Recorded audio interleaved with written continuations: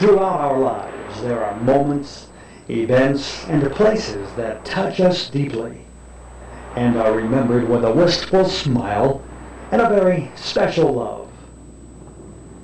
And if you ask any one of millions of northeastern Ohioans old enough to remember where many of the happiest hours of their lives were spent, they may well say something like, once upon a time, there was a special place called Euclid Beach Park.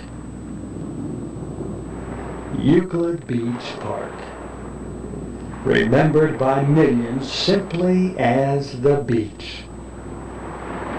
Even now, decades later, how the name conjures up the smell of popcorn, the laughter of children, the happy screams of teenagers on the rides.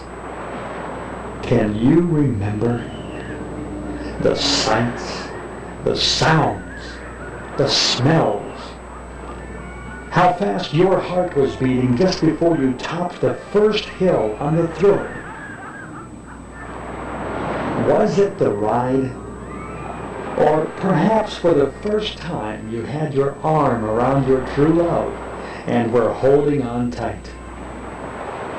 For millions, it was both. And later, did you steal a kiss in the dark just before you went plunging headlong over the falls? Who could have thought that so much happiness and joy could be crammed into 75 acres of land? Yet, for nearly 3 generations, it was so. But that was the magic of Euclid Beach Park. And it was magic. Gone now. Long gone. Would you like to go back? Then come along, and we'll go back. All the way back to the beginning of the dream. Hurry now. The snows are melting, spring has bloomed, and any moment now we'll know that it's truly summer because the sign will change and yes, Euclid Beach Park is open for the season.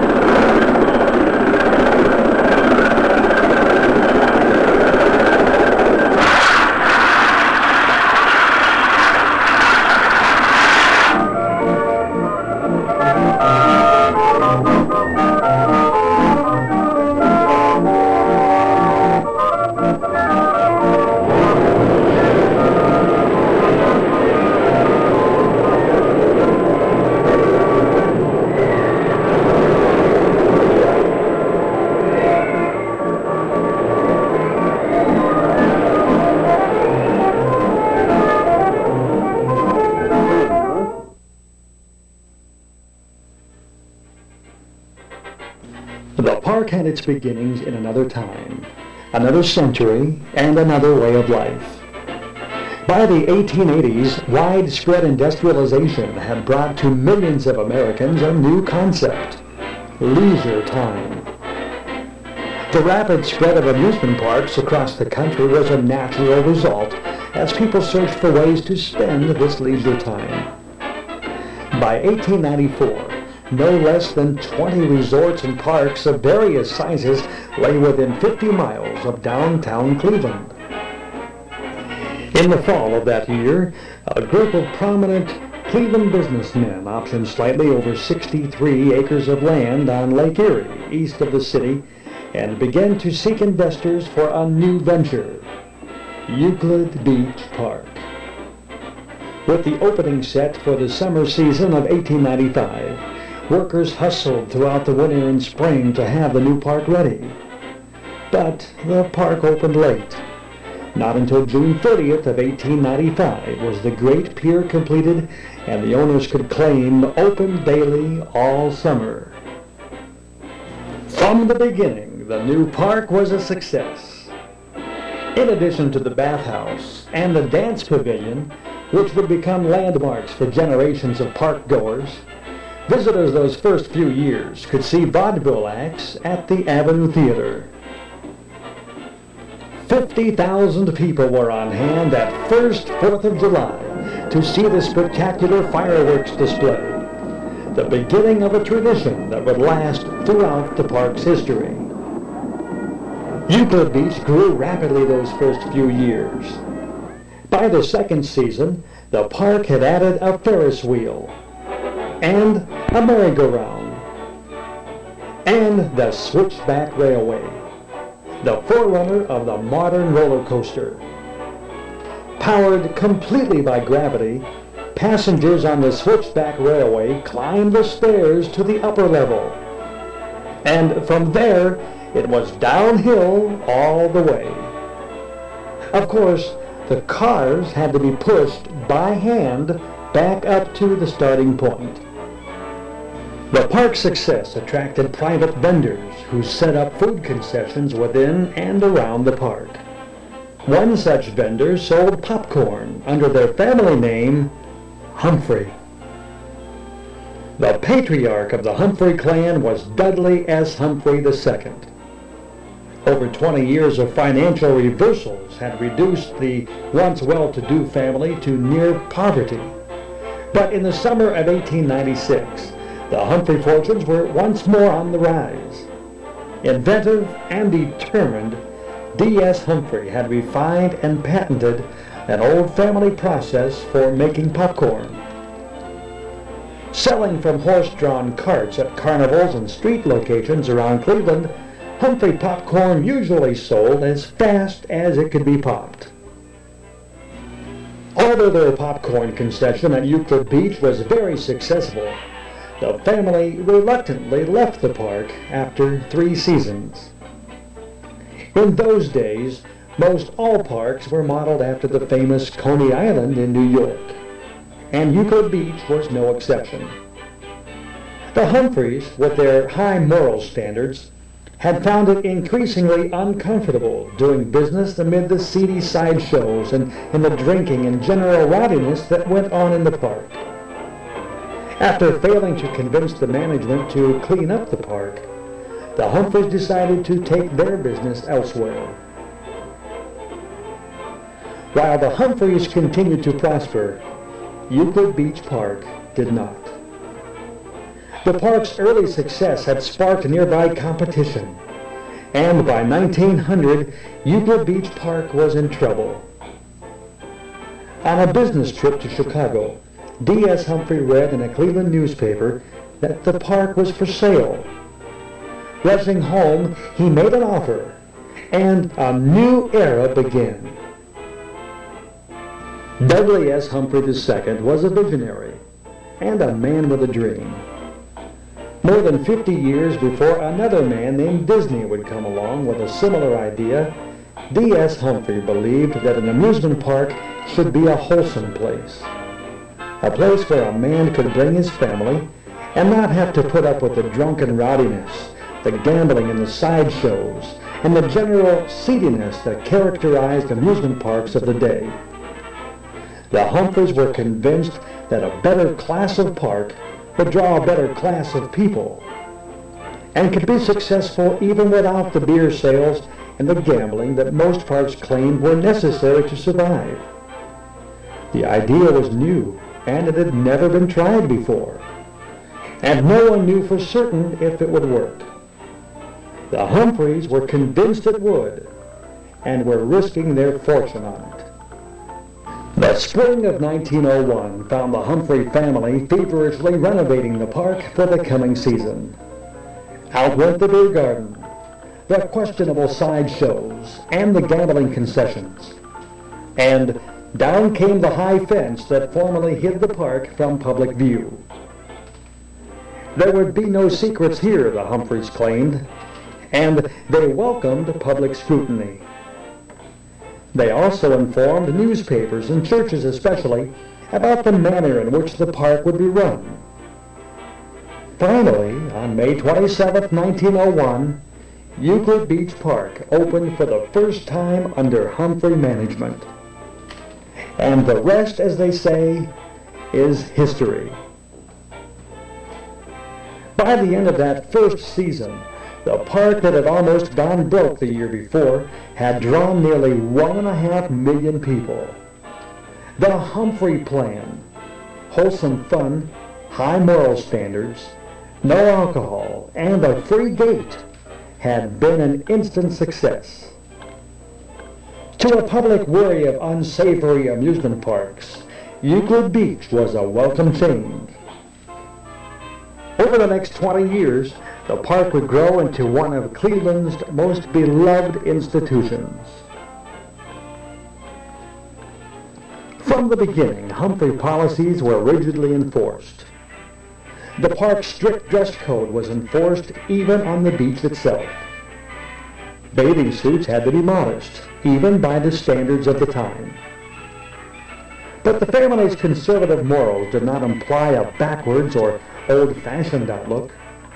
Over the years, Euclid Beach Park would become a living monument to the ingenuity, self-reliance, and creativeness of the Humphrey family. Without a gate charge, the park could only make money on the rides and the concessions and the attractions. To keep the crowds coming back meant always offering something new without seeming to change too much. Walking that fine line became a Humphrey specialty. And so the park grew.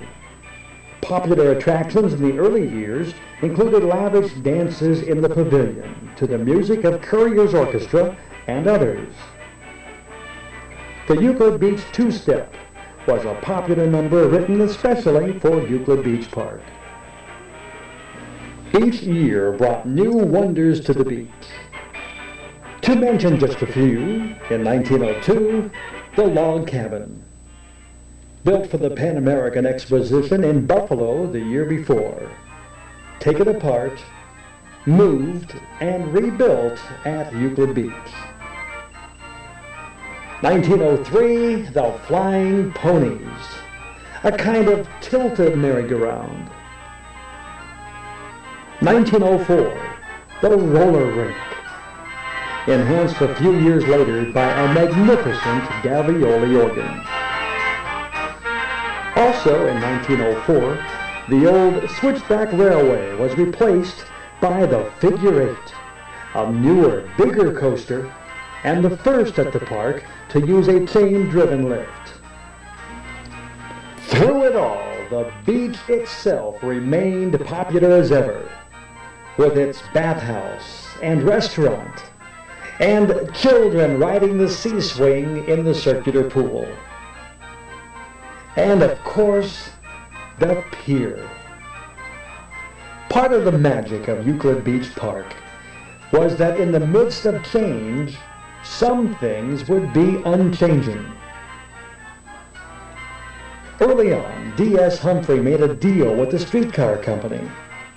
Streetcar service came to Euclid Beach Park, and the Humphreys retired the ferry service. But they kept the pier, which would remain a park landmark to the very end. What exciting times those first few years were. Always something new at the beach. A new theater, the World Theater. First in the country, built just to show those flickering miracles called moving pictures. 1907 brought the biggest coaster yet, the Scenic Railway. With its ornate towers and gracefully sweeping track, it was perhaps the most physically beautiful coaster ever built at Euclid Beach Park. It was also unique. The cars were controlled by a series of cables and clutches and required a pair of brakemen to ride along on each trip. Yet, in the midst of all of this excitement, Euclid Beach Park was also a place for peace and rest. More than 40 acres of the park was reserved as a wooded campground. Rows of comfortable tent homes could be rented, furnished complete with plumbing, gas stoves, and even refrigerators. And all of this back in 1907. Throughout the park, shaded walkways, promenades lined with benches, and winding pathways brought an atmosphere of tranquility to Euclid Beach that was both in contrast and in harmony with the excitement all around. To the end of its days, Euclid Beach Park was very much a park. By 1909, the beach was already starting to take the form that would be familiar to coming generations. That year, the Figure 8 coaster was replaced by the new Velvet coaster, known to later park goers as the Aerodips. 1910, and the beautiful carousel came to the beach. Elegant, graceful. Remembered and loved by millions, the carousel would remain to the very end. That same year, huge crowds came to the beach to watch an historic event as Glenn Curtis flew his newfangled aeroplane from Euclid Beach to Cedar Point and back. For the next several years, such flights became featured attractions at Euclid Beach Park. 1913, and yet another new coaster. This one, the Derby Racer. This one, too, was unique. Two trains raced each other on parallel tracks. And of course, known to later generations as the racing coasters. There were more leisurely rides, too, such as this miniature train. And speaking of trains, one of the most popular rides had neither tracks nor any set course. The Auto Train wound its leisurely way through the park for many years, and was a favorite way for weary visitors to see the park. By the end of World War I, a generation of Clevelanders had grown up along with Euclid Beach Park. The Humphrey family and an almost fanatically dedicated staff and management established a national reputation for ingenuity and innovation. The park owed much of this unique character and atmosphere to the dedication and self-reliance of the staff. Innovation and creativity became legendary at the beach. And a perfect example is the Circle Swing. Built in 1902, passengers originally rode in wicker gondolas. In the 20s, the gondolas were replaced by biplanes, and a raised platform installed for added safety. But by the 1930s, Buck Rogers was all the rage, and the park's chief engineer, Dudley Humphrey Scott, designed rockets to replace the biplanes. From drawing board to installation, the rocket ships were created entirely in the park's own workshops. Soon other parks would try to copy Euclid Beach, and rocket rides would become common. But these three magnificent stainless steel rockets were the very first and the finest in the country.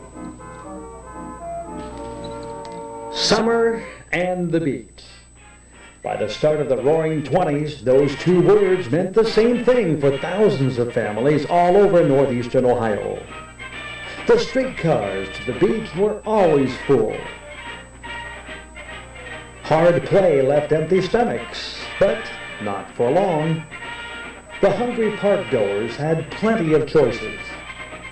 From a full meal at Crosby's on the Lake, or a refreshing pause at the Soda Grill, or maybe just a cool glass of Loganberry juice. No trip to the beach was complete without at least one cone of creamy whipped freeze. The name would change to Frozen Whip in later years, but that special taste would remain the same. You could even bring your own food if you wanted. There were lots of picnic tables, and the park even provided free salt, pepper, and ketchup. Generous? Well, certainly. But the Humphreys knew that there were some things you couldn't bring from home. And even a stuffed picnicker would have a hard time resisting the taffy kisses made right here in the park. There were gentler amusements too, like miniature golf and shuffleboard. Beauty pageants were a regular park feature by the 20s. And always new rides, like the whip. Try riding this with a stomach full of hot dogs.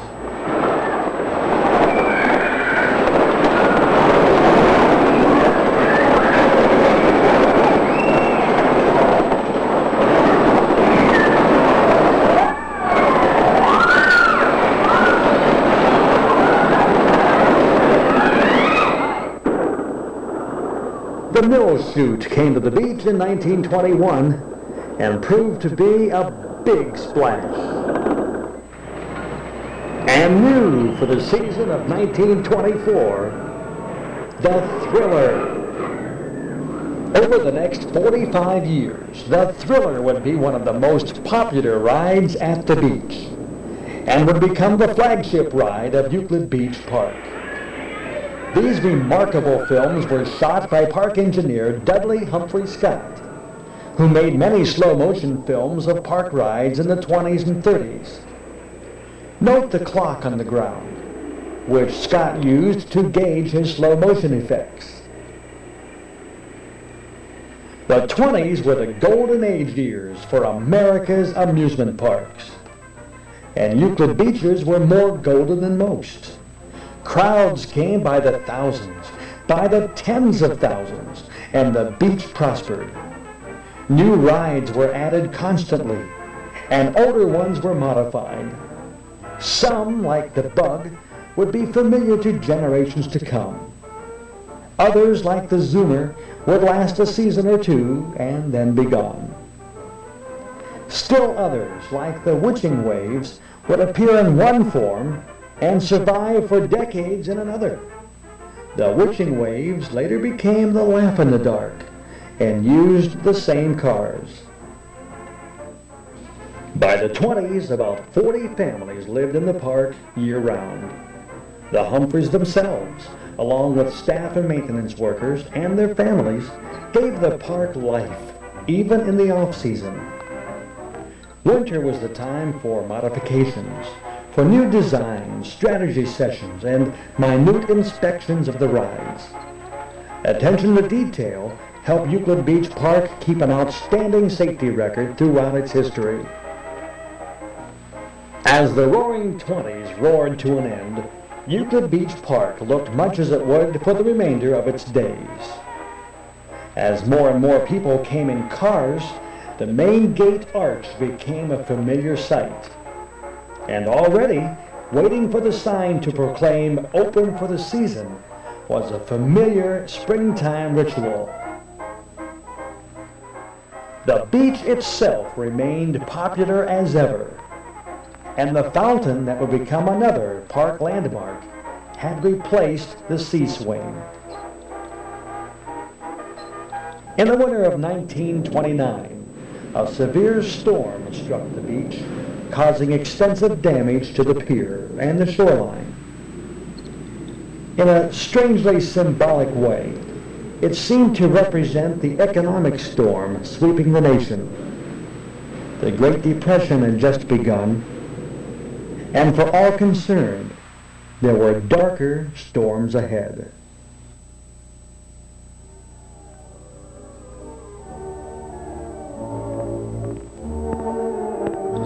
As the grim weight of the Depression settled across the country, the beach readied itself for the 1930 season. Already, the special family that the park employees had become had learned to pull together.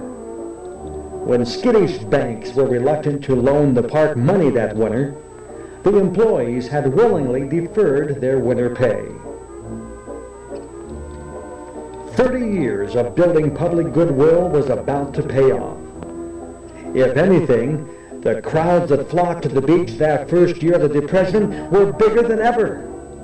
Before the end of June, the entire staff was repaid. Not only would Euclid Beach Park survive the Depression, it actually prospered, although on a more modest scale than before. As hard times deepened, the park's motto, "Nothing to depress or demoralize," became a tonic to a depression-weary public. The park's free gate ensured a crowd, even if there was little money for much else. A nickel for the streetcar would get you to the park, where you could walk about and relax in the shade of the many trees, or stroll out onto the pier to fish and wish for better times. And chances were, if a few precious coins could be spent, they would be spent at the beach. The pier was a favorite place throughout the park's history, and serves as a special illustration of Humphrey philosophy. The pier had served no real purpose since the days of the ferry boats. Each winter, storms and ice battered away at it, and each spring it would be repaired. It was one of the most expensive features in the park to maintain, and yet, to the public, it was free. Such was the dedication of the Humphreys. The 1930 season was also the debut of the highest, most unusual, and the last of the great coasters to come to Euclid Beach Park, the Flying Turns. Inspired by European bobsleds, the Flying Turns was an absolute marvel of engineering. Dudley Humphrey Scott recorded the opening day crowds and these spectacular scenes of the ride in motion.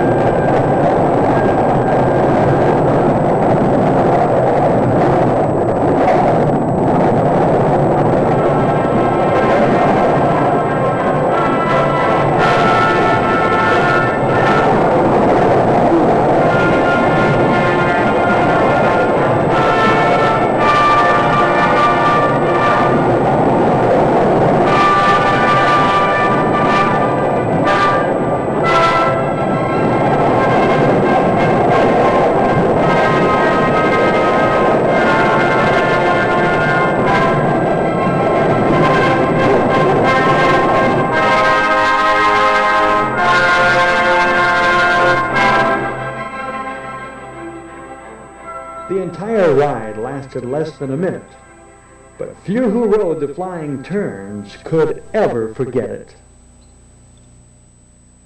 With the addition of the Flying Turns, Euclid Beach Park had reached maturity. This aerial photo shows the beach in all of its glory. At its height, the park covered just over 75 acres, but seemed much bigger.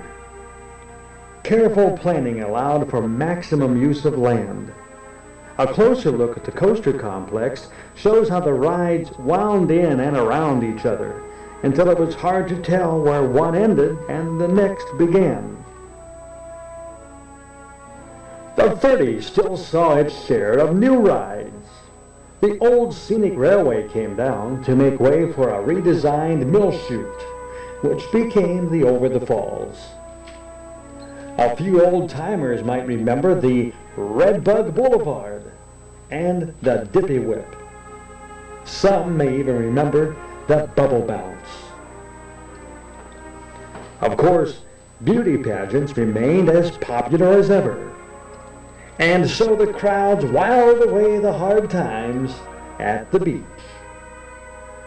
And speaking of beauties, the best remembered lady of all came to the beach in the 30s.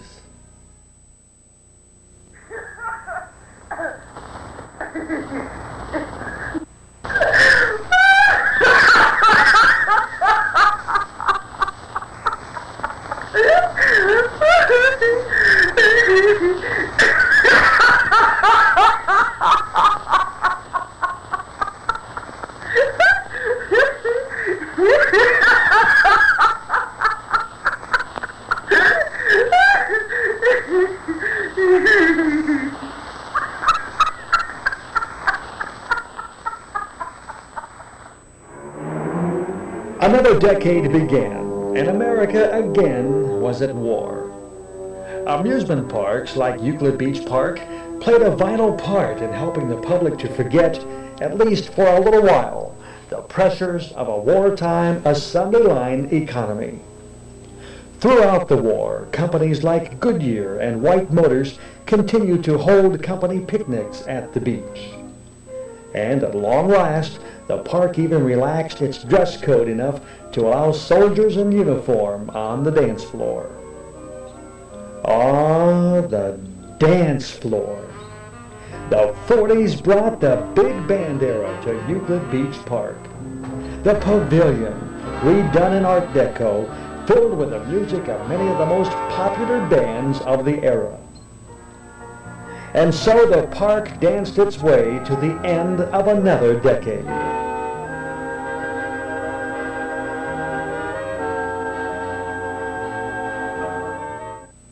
Like the rest of America, Euclid Beach Park drifted pleasantly through the 50s. Crowds still flocked to the beach every summer, although most came by car now. Early in the decade saw the end of an era as the last streetcar came to the beach. In its final decades, Euclid Beach Park was still the grand old lady she had always been. This was the beach that most people remember today. Familiar and comfortable, like an old friend or a favorite pair of sneakers. The beach simply belonged there. And for millions, a day at Euclid Beach Park was like coming to a second home. The park had aged with dignity and grace. How many thousands of grandfathers took their grandsons out to fish on the pier in those later years, just as their grandfathers had taken them? How many grandparents watched with quiet smiles as their grandchildren waited anxiously for their very first ride on the Thriller, just as they had waited 30 years before? There were still new rides, like the Rotor, to test the strength of your stomach, and many old favorites, too. Many were unique to the beach, like the Great American Racing Derby, a favorite since it was installed in the 20s. The horses actually raced each other. The Gavioli still cranked out its tunes at the skating rink, and the Penny Arcade remained as popular as it had been since the park's first seasons. Other favorites included the Laugh-in-the-Dark. The creatures inside were effective even by today's standards.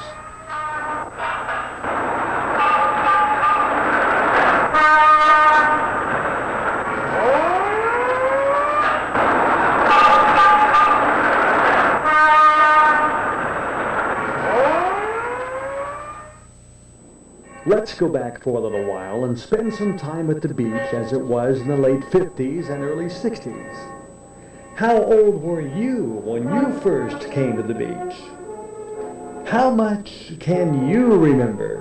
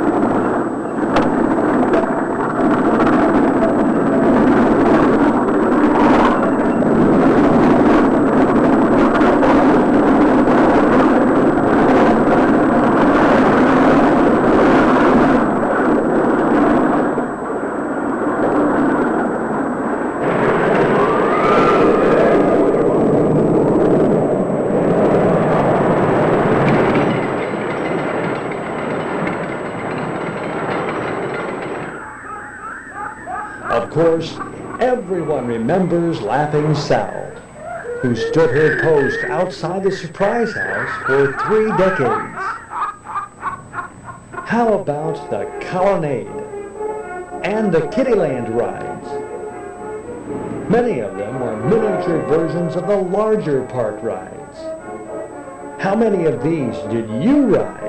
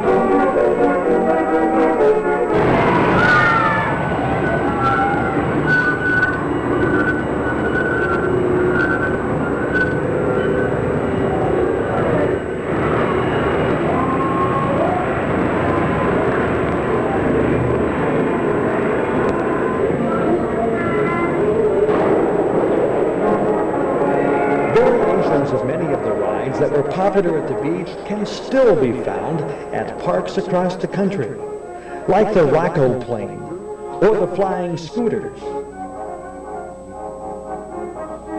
The Flying Scooters was especially fun because of the control the rider had over the ride.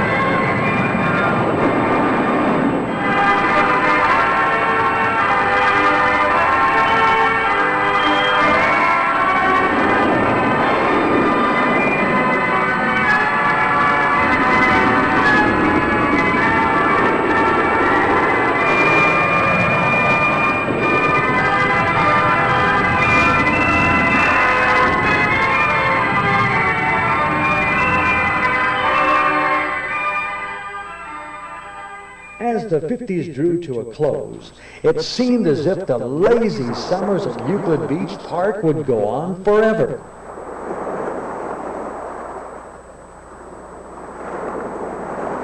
Euclid Beach Park entered its 6th decade with the status of a grand old institution. It had survived and prospered through 2 world wars and a Great Depression. It had roared through the 20s and eased through the 50s. Whatever the 60s might bring, surely the beach could survive that too. And indeed, the first few seasons passed pretty much as they always had. But the nation was changing even then in ways that the park was finding difficult to adapt. By the early 60s, the dance pavilion that had been a main attraction for decades was now only open for special occasions. In 1962, the old roller rink was closed and converted to the antique car ride. That same year, the Turnpike ride was installed in Kittyland. Like many of the rides at the beach, these were custom variations of standard designs, modified by the park staff in the park workshops. A few common standardized rides like the Tilt-A-Whirl and the Swingin' Gym would also be added in the 60s.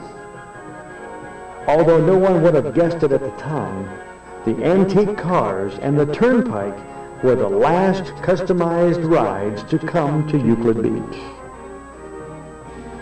1962 was also the last year that Euclid Beach Park made a profit. By the mid-60s, as the song went, the times they were a-changing. And the changes were being felt at the beach. The summer crowds that once flocked to the park began to dwindle. And each season the lines at the Thriller grew shorter. To a generation that questioned everything old and established, the beach was becoming perhaps just another tradition to be set aside. For whatever reasons, each year attendance at the beach grew smaller and smaller, while the cost of keeping the park going climbed. Rising expenses for maintenance, insurance, and taxes all took their toll. Perhaps a sign of the times could be seen at the pier, which grew shorter every year as the cost of keeping it repaired rose steeply. But even in those turbulent times, there were still occasions when the park could pack in the crowds. True to its history, Euclid Beach remained innovative, and in the 60s, rock concerts were held in the park. The Beach Boys were so impressed by the flying turns that they mentioned it in one of their songs. A reflection of the times, perhaps, political rallies brought some of the last huge crowds to Euclid Beach.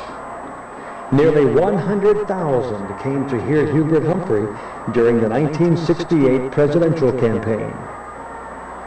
But such crowds were few and far between in those final years. Through it all, the beach kept its dignity and charm. There was still magic to be found.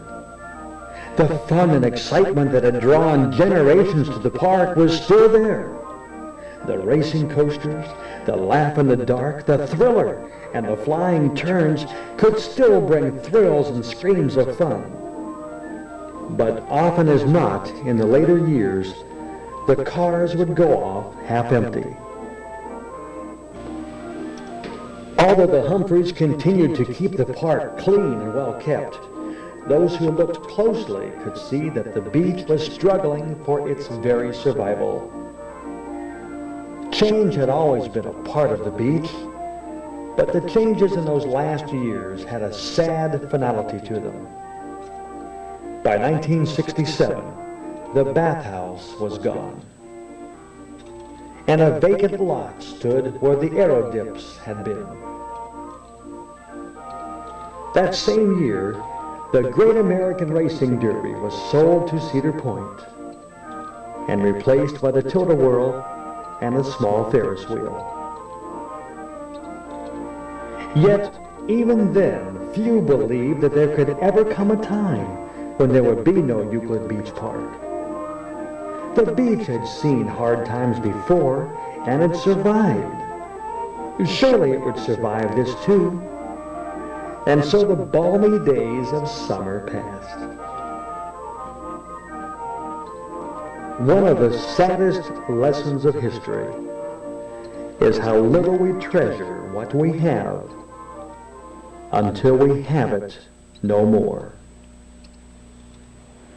During the decade of the 60s, something like 25 amusement parks went out of business across the United States. Many had been grand old parks that had lasted for generations.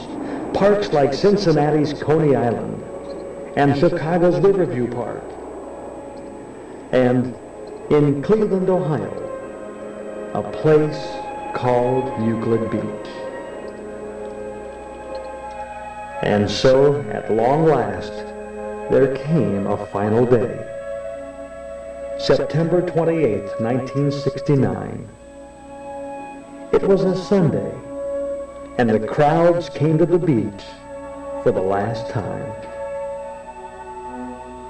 And although everyone knew Still many could not believe that it really was the last day. They wandered about the park, taking in the sights, tasting the food, riding the rides that had been a part of their lives for so many years. Surely the magic of Euclid Beach Park could not end.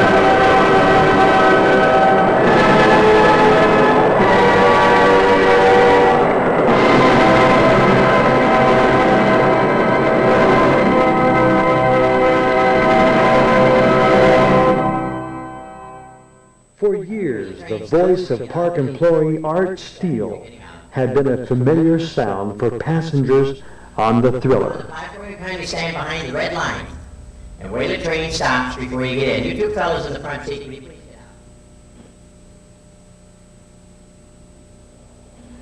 out? And the train did stop. Forever.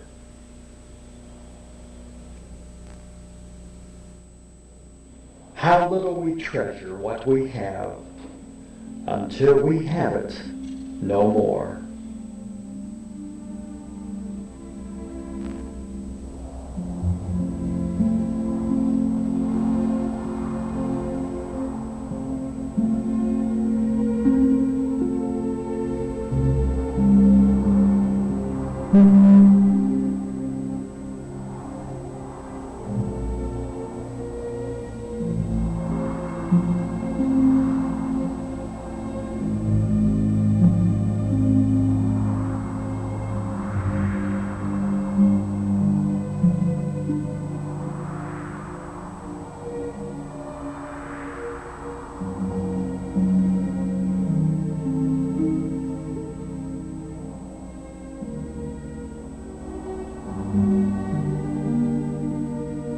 Where once there had been screams of joy and laughter, now only echoes remained.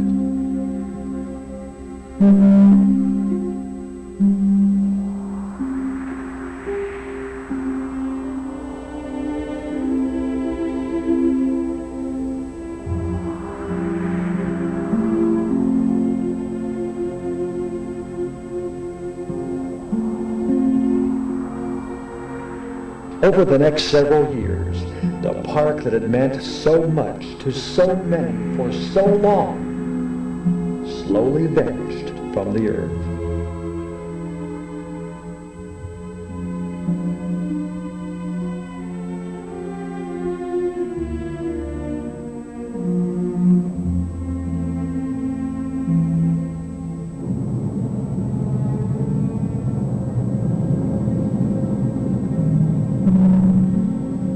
Why did the park die? There are no easy answers. Changing times, changing attitudes, a host of other factors all played a part.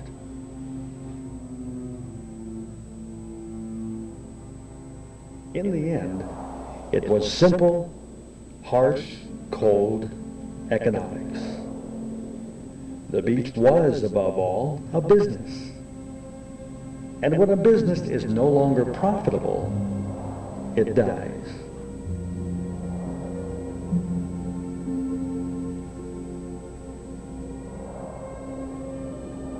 Throughout most of the 60s, the park lost money, until at last there was nothing to be done but to close.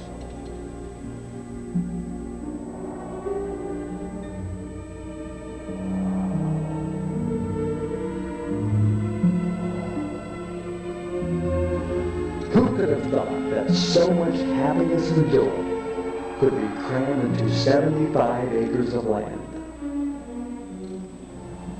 But that was the magic of Euclid Beach Park. And it was magic.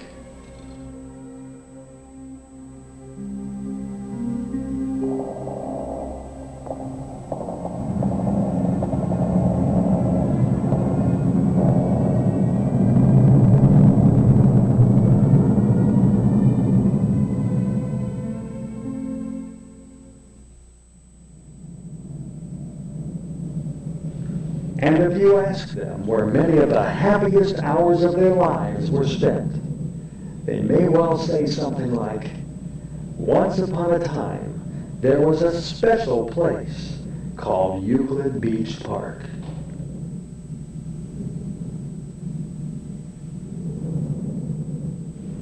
And so the long, beautiful dream that had been Euclid Beach Park faded away.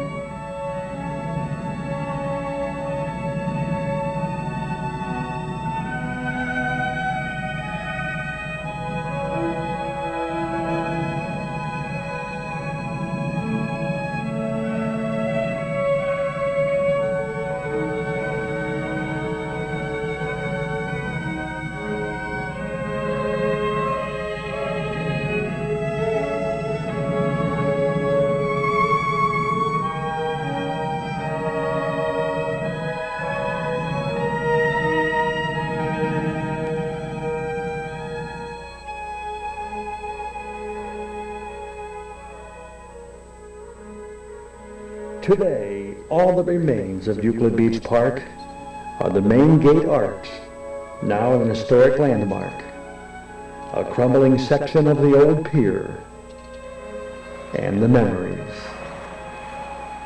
Ah, the memories.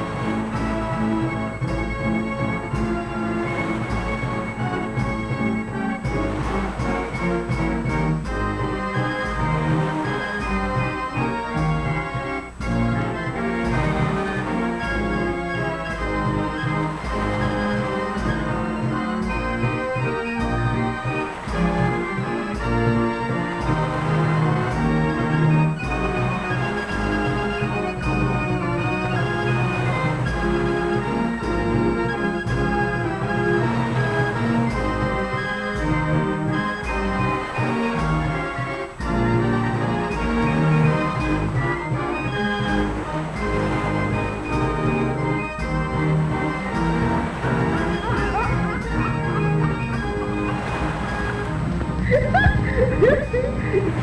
ha!